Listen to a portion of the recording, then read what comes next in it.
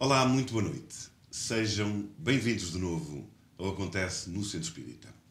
Conforme acontece todas as quartas-feiras pelas 9 horas da noite, cá estamos nós outra vez, não é assim, Regina? É verdade. É verdade. Hoje para falarmos sobre Allan Kardec. Quem foi Allan Kardec? Quem era o homem por trás do pseudónimo Allan Kardec? Vamos antes falar sobre algo que preencheu o nosso programa na semana passada, que foi o primeiro Congresso Internacional da Uniespírito, que decorreu com muito sucesso aqui nas instalações da ASCEV, não é assim?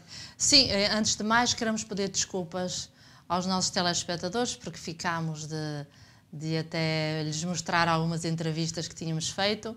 O que ocorreu... Foram feitas. O que ocorreu é que realmente aproveitámos a altura dos intervalos, não é? Para fazer as entrevistas e depois, quando fomos ouvir os áudios, portanto, a voz dos entrevistados, dos oradores, era pouco perceptível, visto o movimento e a agitação atrás, não é?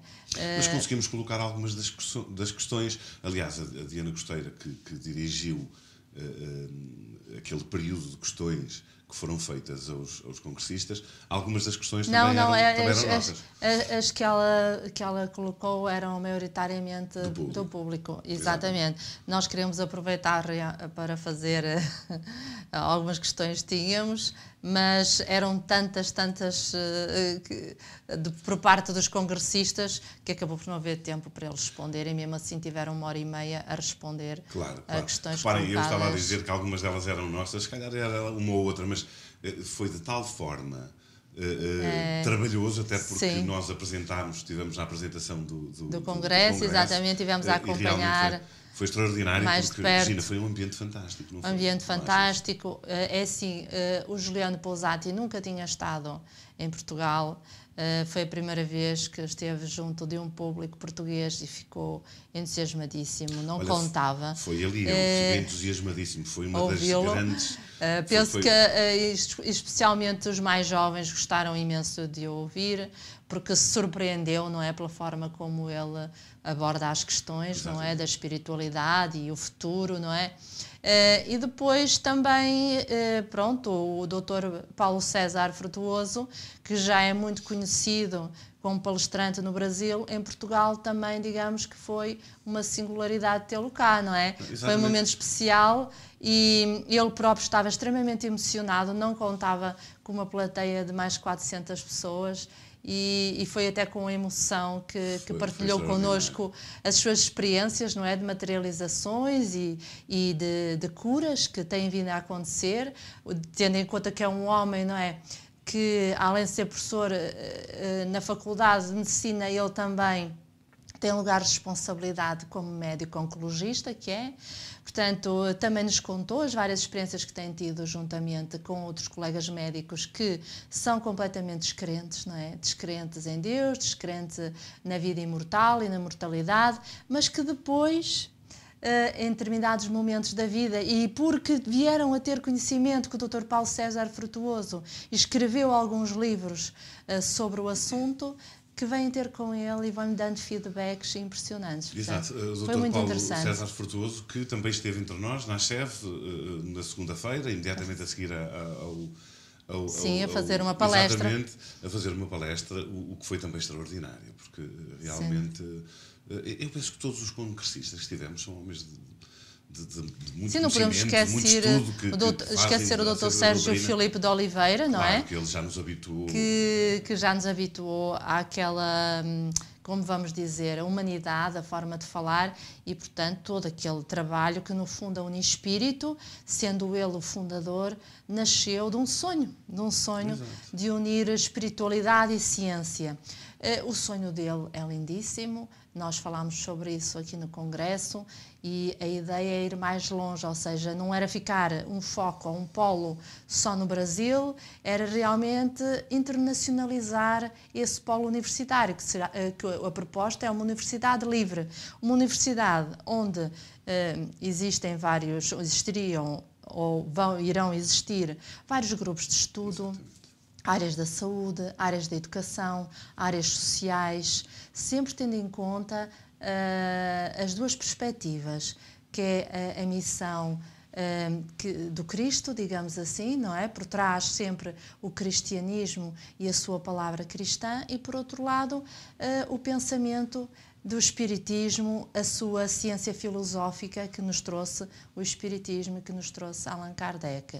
Tivemos também o Pietro de Oliveira, o jovem Pietro, filho do Dr. Sérgio. Sim, que também pela primeira vez falou aqui em Portugal, e depois não podemos esquecer o professor Dr. Mário Simões, não é? Sim. Que nós portugueses conhecemos muito, grande parte por programas ligados extraterrestres e assim. Nós comentámos com ele sobre esse assunto. Ele diz que realmente, pronto, o trabalho dele não é esse, mas acabou por ficar mais conhecido do público português, por estar ligado aos outros mundos e outras consciências, como ele diz, fora do planeta Terra. Portanto, foi muito interessante, sem dúvida, ouvirmos pessoas de fora, não é? E com os conhecimentos que têm, com os estudos que fazem, porque realmente é extremamente importante para que a própria doutrina se dê a conhecer a outros níveis, não é? Sim. Não só aquilo que nós, inclusivamente aqui na ASCEF, estamos habituados às palestras, à ajuda, à parte da caridade, mas também a outros níveis. Aqui numa perspectiva muito prática. Muito científica E prática, exatamente. Tanto que nós tivemos um momento especial em que depois, portanto, toda a Assembleia, todos os congressistas estivemos unidos em sintonia para fazer um tratamento espiritual, prático, físico, em alguns doentes oncológicos presentes. O que foi extraordinário. Que foi um momento muito bonito. Que imaginem só quem esteve 400 presente... pessoas, ou mais de 400 pessoas... unidas pelo pensamento do amor, não é? E depois focalizarem, digamos, aqueles doentes com maiores necessidades, não é?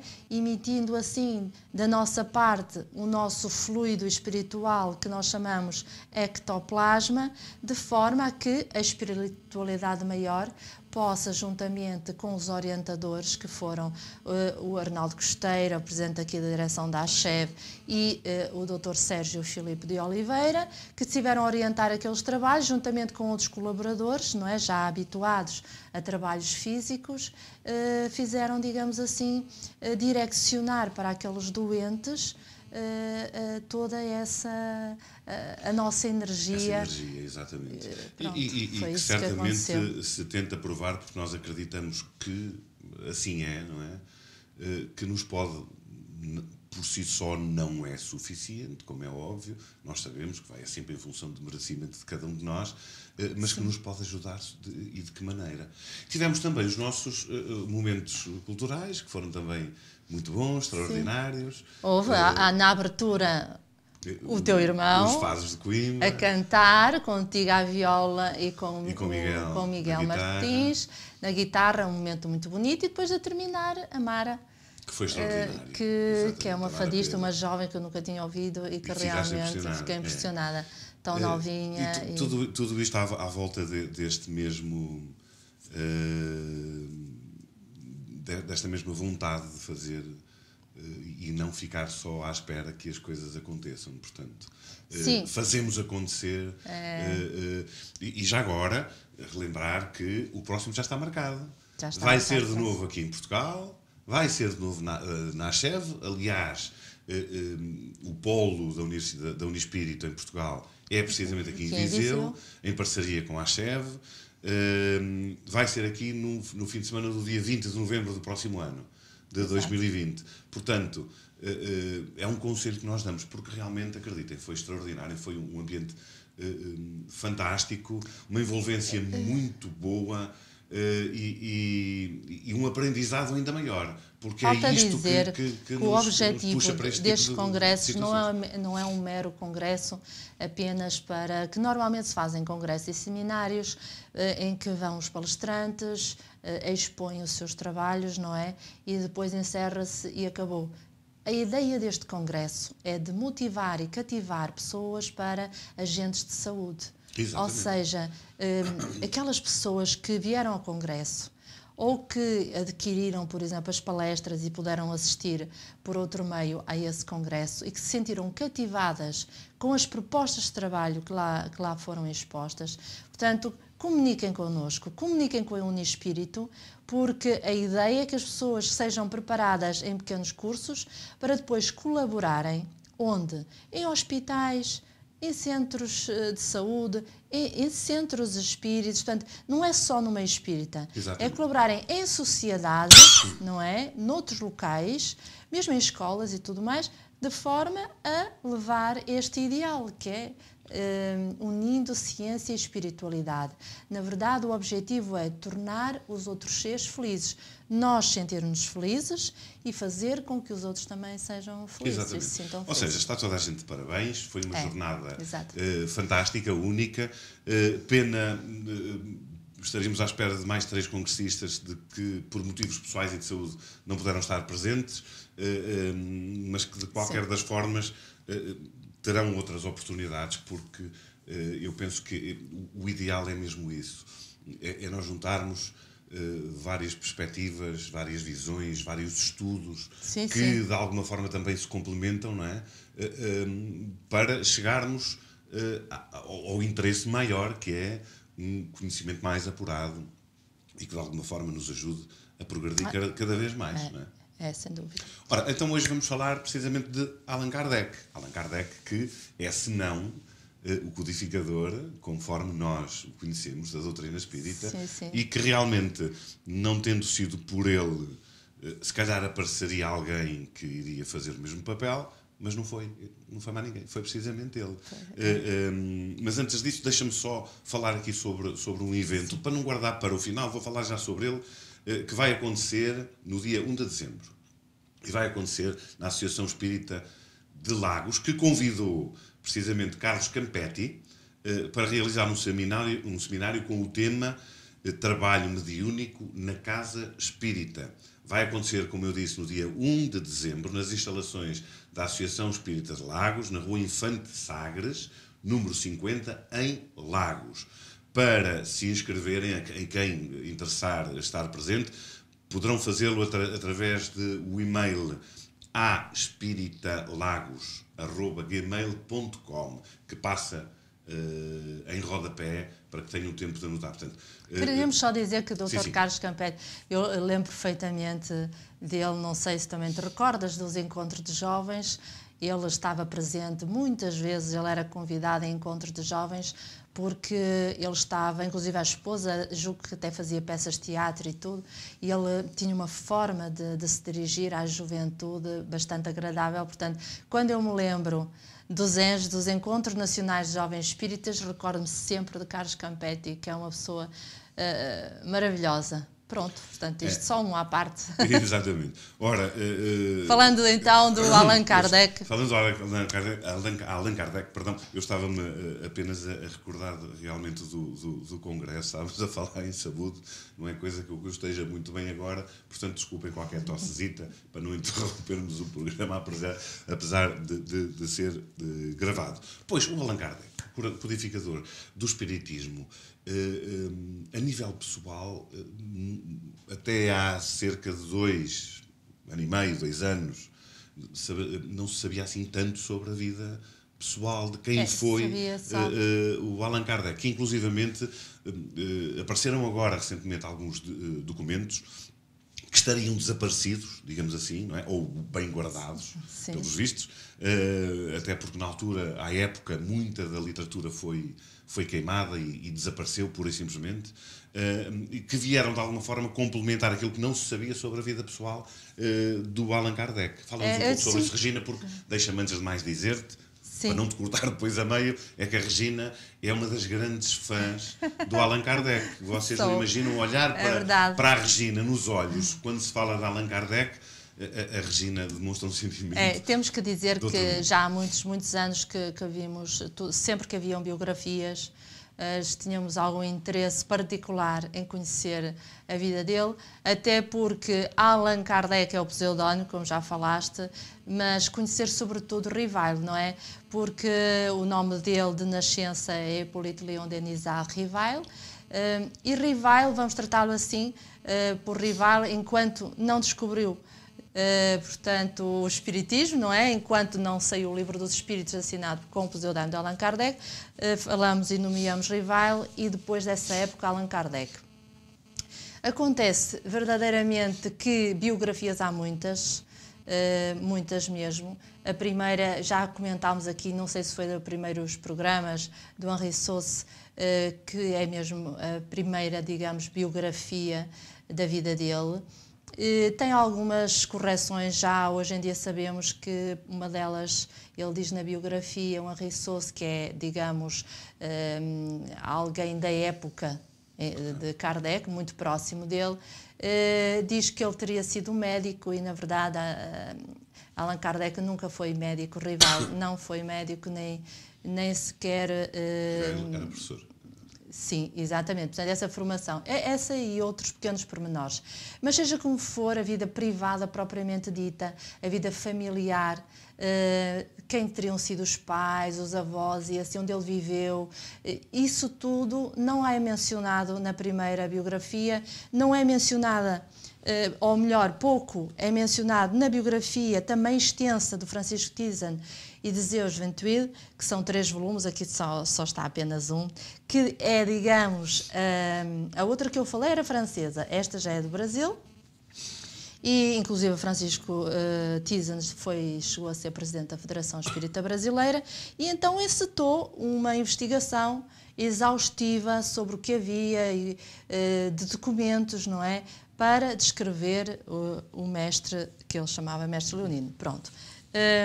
Acontece que depois, a posteriori, a professora Doreen Contri foi também fazer uma investigação sobre quem foi Rievail, especialmente porque ela estava bastante direcionada para a parte pedagógica, para todo o trabalho dele pedagógico, e então foi para a França, foi para a Suíça, e escreveu também um livrinho que eu já vos vou passar, não sei se já alguma vez aqui comentei, que foi juntamente com um polaco que se chama Kardec Educador.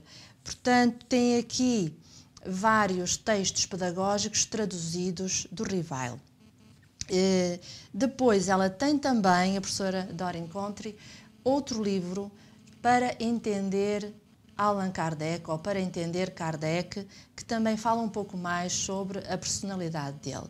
No entanto, também já falámos aqui na biografia do Marcelo Sotomayor, que deu depois o mote para o filme que todos vimos, exatamente, sobre a vida de Kardec.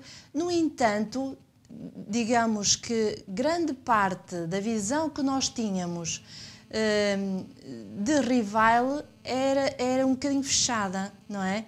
É de uma pessoa, pouco dada a comentar a sua vida particular. Quem leu o Livro dos Espíritos, quem leu todos os livros da codificação espírita, não é que são 5, o Livro dos Médiuns, o Evangelho segundo o Espiritismo, o Céu e o Inferno e a Gênese, não vai lá haver referências à sua vida pessoal. Claro. Terá, eventualmente, muitos comentários que são da sua opinião, dos seus estudos, integrados, digamos, com as respostas que os espíritos davam, mas a sua vida particular não está lá exposta.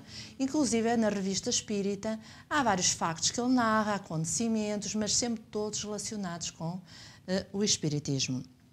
Ora, então, acontece que Paulo Henrique Figueiredo foi estudar e durante muitos anos começou a estudar o magnetismo. Para quem não sabe, quem é Paulo Henrique Figueiredo? Bom, ele é escritor, é palestrante espírita e era uma pessoa como eu, como tu, frequentador de um centro espírita, não é? Mas muito estudioso. Porque no Brasil eventualmente saberão quem é, cá não. Ele é Figueiredo, mas não é da minha família. Claro. Tenho pena, senão conversava mais vezes com ele. Exato. Bom, e ele fez uma investigação, isto tem tudo uma sequência e não queria muito demorar tempo com isso, mas ele escreveu um livro que se chama Mesmer, que, portanto, ele tentou saber mais sobre o magnetismo, porque foi com o magnetismo que Rievail se começou a interessar por algo mais além da matéria.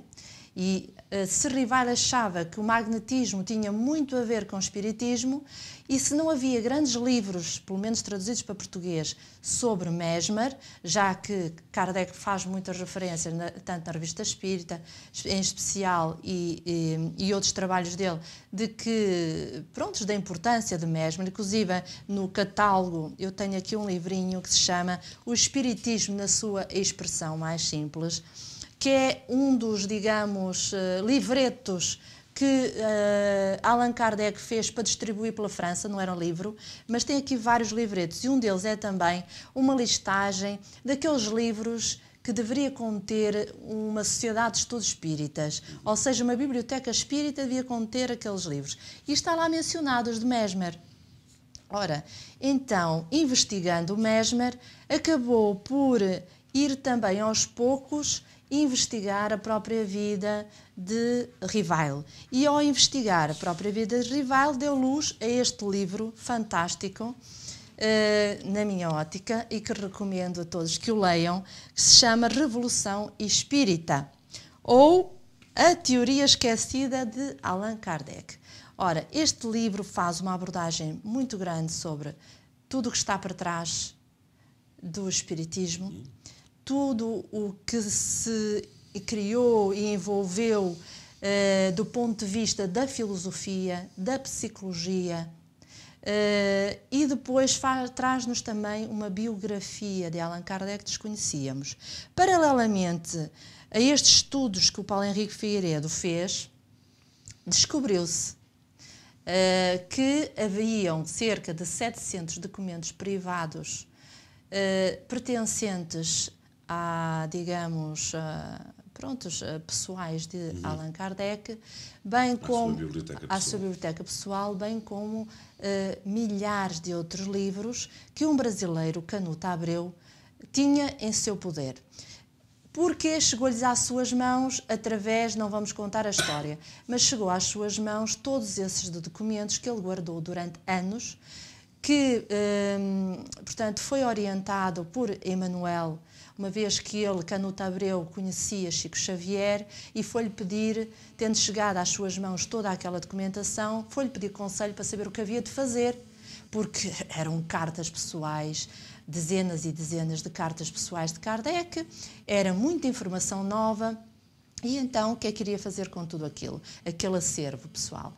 E Chico Xavier disse, mas isto vamos ter que partilhar com as pessoas, porque isto é fantástico. Mas, bom, primeiro perguntemos a Emmanuel. Emmanuel respondeu, o Espírito Emmanuel, que não havia chegado a hora para realmente acontecer.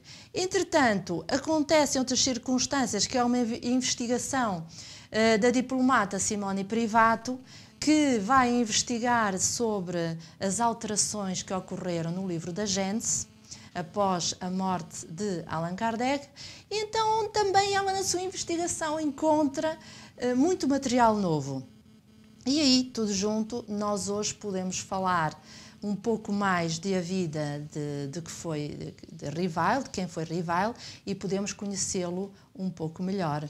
Claro, Rivail que adquiriu uma paixão pela educação. Tu, que és educadora, tiraste a tua área de formação, ou parte da tua área de formação é educação, és educadora espírita aqui na ASCEV. Olha, já agora, sabias, a Amélie, a esposa de Rivail, acho que faria anos agora, um destes dias que passou, não sei se é 23, qualquer coisa. Não sei. Eu penso que sim, eu não quero jurar, mas eu acho que li qualquer coisa sobre isso. Amélie Gabrielle. Bom, fala-nos um pouco sobre essa paixão. Sim, vamos lá então falar. Ora, Rivail foi um terceiro filho de um casal, portanto, Jean e Jeanne, portanto, os pais de Allan Kardec. Temos que dizer que a família dele era uma família burguesa relativamente abastada, uma vez que o avô dele era advogado, portanto tinham terras e tinham alguns bens. Entretanto, eram muito ativistas do ponto de vista político. Estamos a falar de uma Revolução Francesa, uma época em que há uma Revolução Francesa, há um pós-Revolução Francesa, em que entre eles não se entendem, não é? E estamos a falar de épocas em que, no pós-Revolução Francesa, temos duas alas diferentes. Temos Robespierre por um lado, temos outros por um lado a defender a liberdade, outros a manterem a defesa de alguns direitos da monarquia. Portanto, estas lutas levaram a que as pessoas tivessem que tomar posições, especialmente aquelas pessoas mais ligadas às leis. O pai de Rivail era juiz e, como juiz, depois portanto, ficou à frente de uma, como nós dizemos aqui, município, Câmara Municipal, digamos assim, em França, não é? E estando à frente, tinha sobre ele, era alvo, digamos assim, de responsabilidades, não é?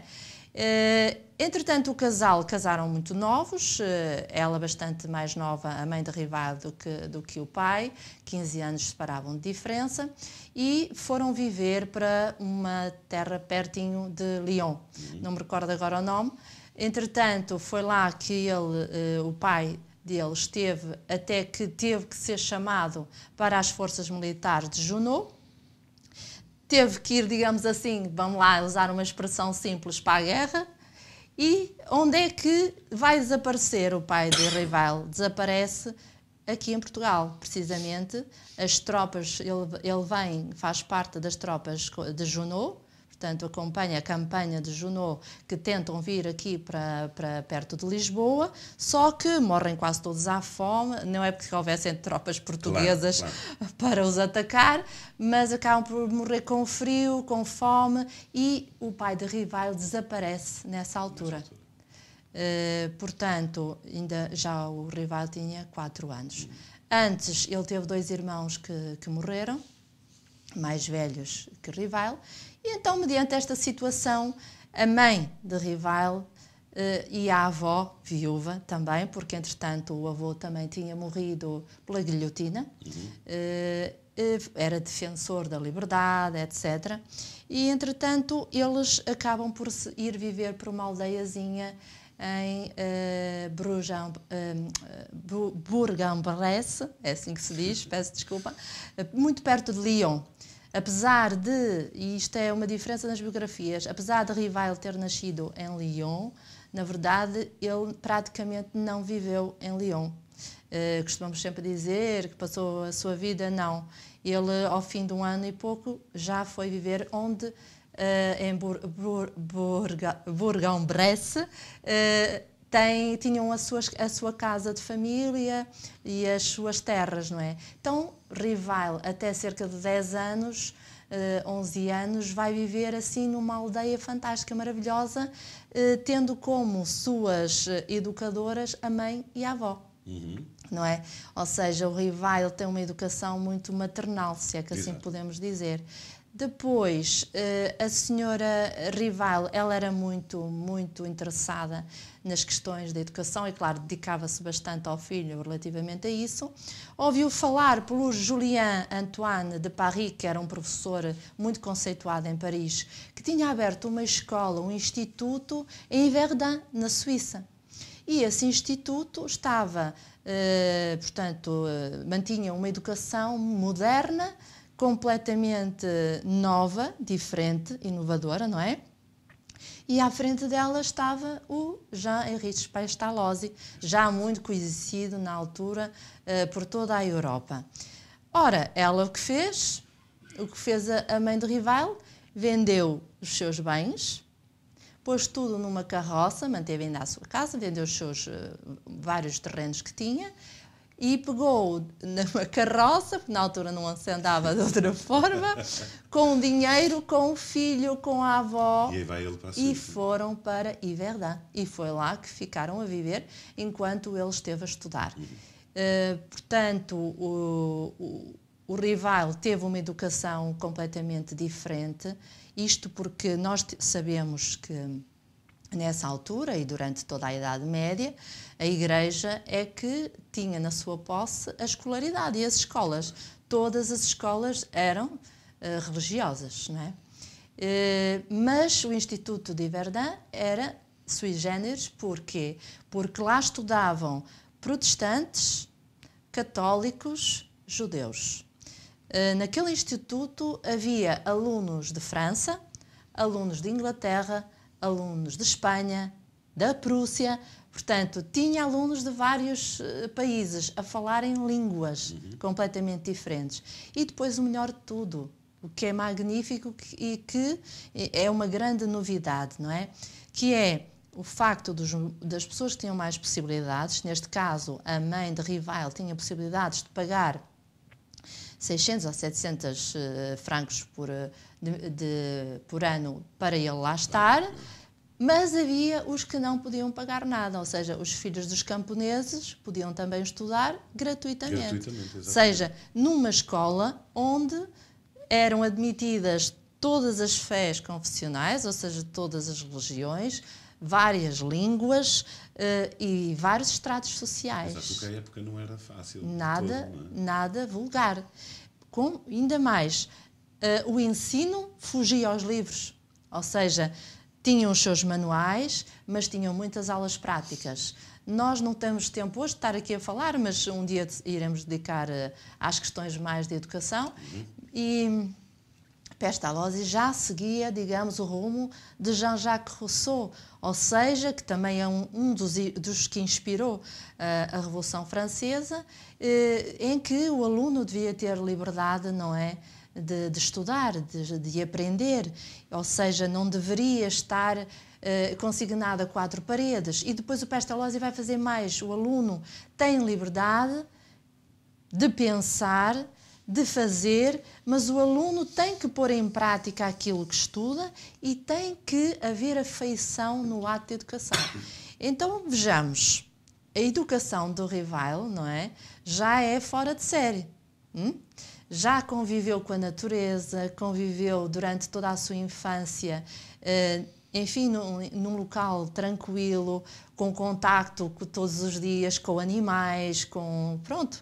E depois, ao mesmo tempo, vai para uma escola onde contacta com todas as perspectivas religiosas, com todas as perspectivas multiculturais, já para não falarmos da questão da própria pedagogia, em que os mais velhos ensinavam aos mais novos, enfim, sem olharem para o maître como aquele professor autoritário que bate, castiga e assim. 18, 17 anos, acontece, entretanto, que termina a sua formação e vão todos para Paris, porque um dos tios de Rivail tinha, portanto, irmão da mãe, tinha uma casa em Paris e foram para a grande cidade. Exato. Aí é quando ele começa logo de imediato, além de fazer os seus estudos, na área da matemática, da química, da física, ele tem uma espécie daquilo que hoje chamamos de um bacharelato e começa logo a dar aulas e logo a escrever. Com 18 anos, ele escreve um manual, uma didática de aritmética. Foi um dos livros que foi adotado pelo Ministério da Educação Francesa, não? Exatamente. Foi um dos que ele teve algumas obras. Ele escreveu esse livro ainda com 19 anos, mas depois vai reformulá-lo anos seguintes e depois a própria escola, não é? Pega naquele livro e é um daqueles manuais que é considerado teve como... bastantes manuais, teve além de algum... Sim, estamos a falar de 20 e tal livros, julgo que 22 documentos e livros escritos por ele na área da educação. Ele, inclusive, faz uma proposta, ainda muito jovem, com 20 e poucos anos, um plano de melhoria da educação para a função pública. Estamos a falar numa época em que era muito difícil fazer estas propostas, não é? Porque saímos do rigor de uma monarquia e de um clero, não é, que oprimia tudo o que fosse liberdade de expressão e então nem escolas nem se fala, mas ao mesmo tempo o Rivail vai apanhar aquela mudança em que as universidades de repente começam a falar de espiritualidade, de ciências filosóficas. E é aí que ele, vendo que há uma mudança, ele, digamos, que arrisca e começa a passar toda essa informação, a escrever e a fazer propostas na área da educação. Claro, ele está ali envolvido com uma sociedade que inclusivamente se pode ver para quem viu o filme, onde tem a ver com estudos, com conhecimento, não sei se é a Sociedade é de Magnetismo. Aí já é muito mais tarde, portanto, nós temos... digo antes, antes nos colégios. Ele, Exatamente. entretanto, teve a colaborar em colégios, enquanto professor, e depois, ainda jovem, com 25 anos, 26 anos, ele, portanto, adquire, é passado para ele, juntamente com um tio, um instituto, uma escola, na qual ele coordena todas as disciplinas, e é aí que, entretanto, na escola vem a conhecer a Amélie Gabriel, que ele tratava carinhosamente por Gabi, que era professora de artes. Ela própria já tinha escrito um livro de poesia e de belas artes. Portanto, casaram-se, como sabemos, e os dois mantiveram um trabalho muito em contínuo, juntos sempre, na área da educação. Eu só queria dizer o seguinte, nós, por sinal, Rival acabou por não ficar conhecido na área da educação, porque nós sabemos que a meio caminho ele, entretanto, começou-se a dedicar ao magnetismo e, posteriormente, então, a codificar, digamos assim, o espiritismo. Mas a verdade é que os livros dele fizeram algumas mudanças, propunham mudanças. E se nós, quem puder ter o cuidado ou o desejo de estudar, porque é possível, basta fazer a requisição em França dessas obras originais dele, e então podem ler que as propostas que ele faz, desde a formação de educadores e de professores, são extremamente atuais, muito atuais, muito inovadoras. E mesmo as propostas de como se deve ensinar, de como se deve educar, dando sempre ao aluno a liberdade de aprender, de decidir, de experimentar, de conhecer. Portanto, são muito originais para a época. Verdadeiramente, ele, como professor, como educador, e diria mesmo como pedagogo, ele tinha ideias já elas para levar à mudança. Já para a mudança. Aliás, não só nesses livros os tais que fizeram, que foram adotados pelo Ministério da Educação, hoje, como dizes, se calhar estão muito atuais aquilo que ele escreveu à época, assim como continua muito atual e continuará sempre pela eternidade todas as obras maravilhosas da codificação que ele nos trouxe. Regina, o porquê dele ter adotado o pseudónimo de Allan Kardec? Olha, eu muitas vezes questionava-me isso. Porque eu dizia assim, pseudónimo, sim. Muitas vezes questionava isso, porquê? Porque em todos os livros biográficos se enaltece a parte pedagógica dele, a sua visão de educação. E se ele escreveu tantos livros, por que não manter, não é? E ele pensou bem.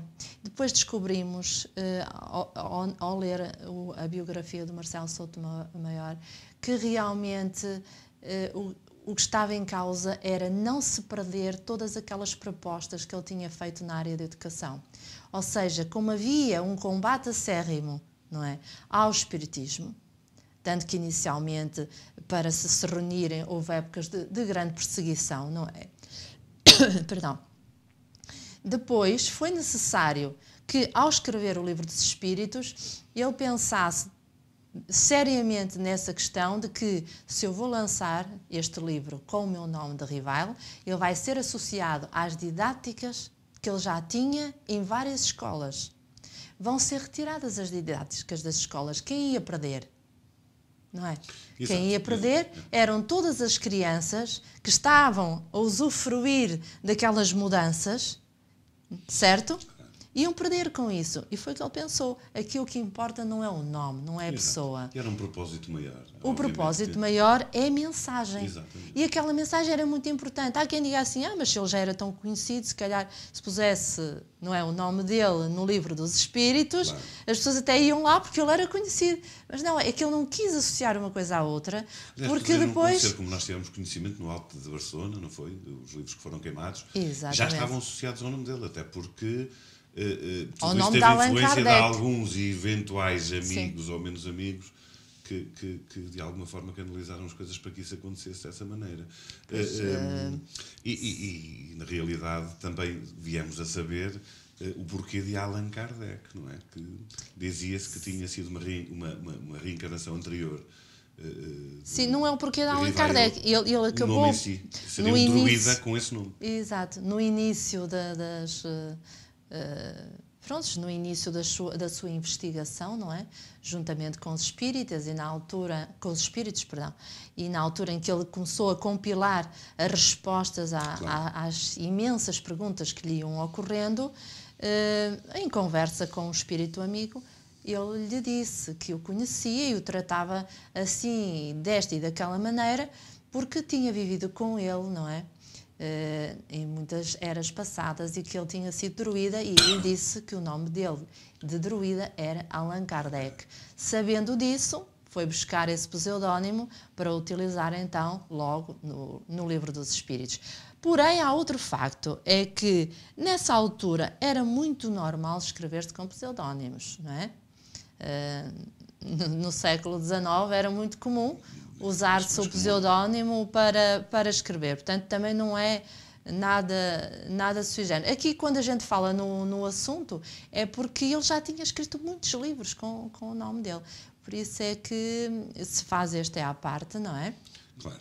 Em relação à questão de ter colocado ou não o pseudónimo de Allan Kardec. Exatamente. Eu já te vou pedir para falares um pouco sobre a sua parceira, mas antes temos a ideia de que Allan Kardec durante muitos anos foi um homem ligado à ciência, um homem rigoroso, sério, com disciplina, mas que não se lhe adivinhavam de alguma forma características de um homem que praticava a caridade diariamente. Aliás, eu muitos anos posso dizer que também nunca fui muito amigo da leitura, e o conhecimento fui adquirindo através de tudo aquilo que fui ouvindo, porque nasci numa família espírita, e mais agora estou a aprender com o teu próprio conhecimento, mas não lhe conhecíamos a parte da caridade. Sim, mas ele foi um homem caridoso. Olha, é engraçado, quando lia o Livro dos Espíritos, em alguns comentários, em que ele faz especialmente aquele capítulo dedicado ao egoísmo, e que ele escreve assim 2 ou 3 páginas, depois da pergunta 913 para a frente, ele faz uns comentários sobre a questão e a importância da educação para o homem e para o espírito humano. Não essa educação, não é, que a gente está normalmente conhece e fala, claro, mas uma educação que seja uma educação que visa os valores humanos, os valores da alma, os valores humanos no sentido de valores morais, não é? E parecia-me que contrastava esses seus comentários com aquela personalidade que nós espíritas vemos em retratos dele, dos poucos retratos que ele tem.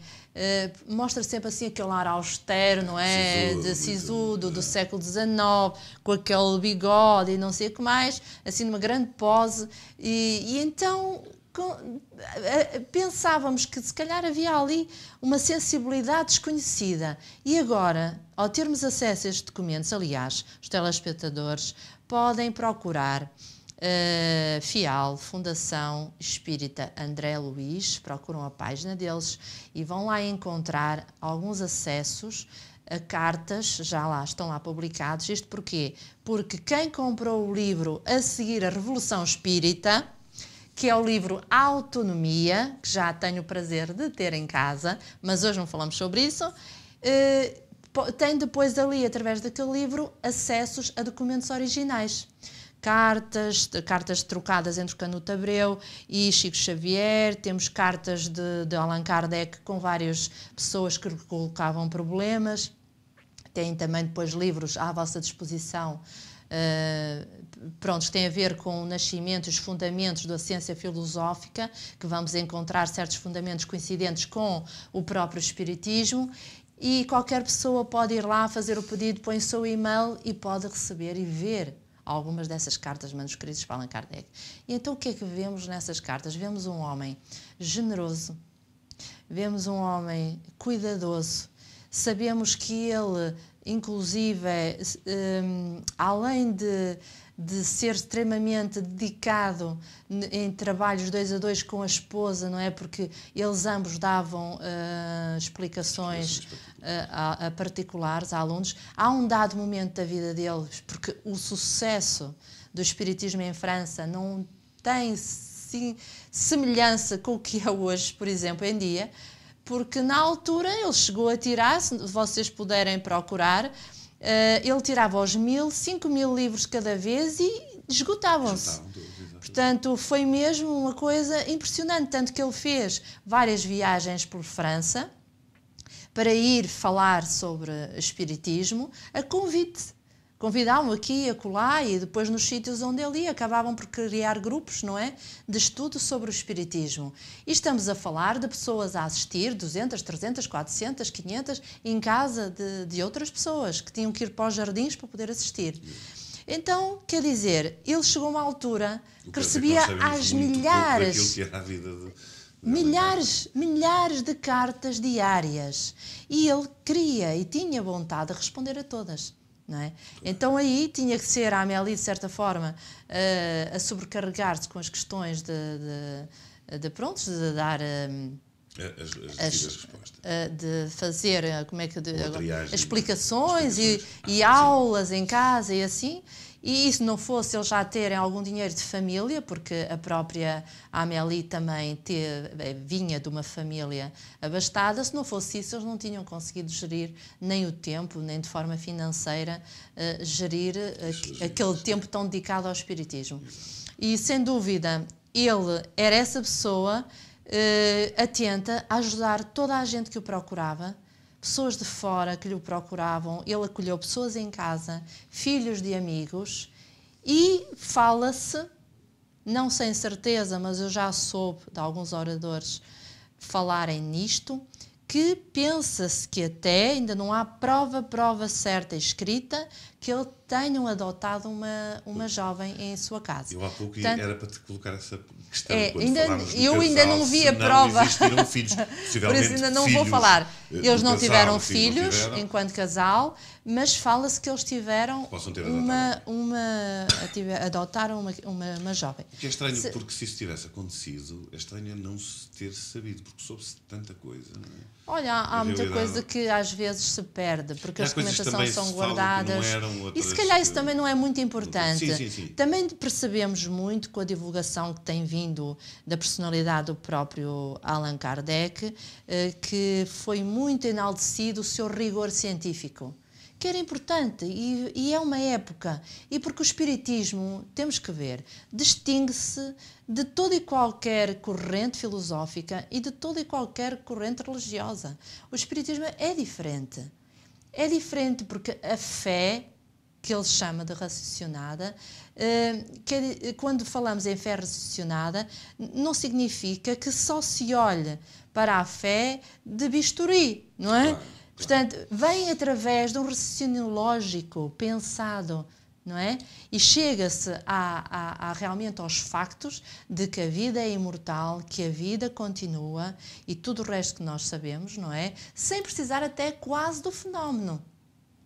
E tudo isso, não é? Vem quebrar todas as barreiras do que se pensava antes da religiosidade que está para trás. Então, aqueles grandes defensores do espiritismo, como Leon Denis, Camille Flammarion, Gabriel Deslane, na época dele, não é?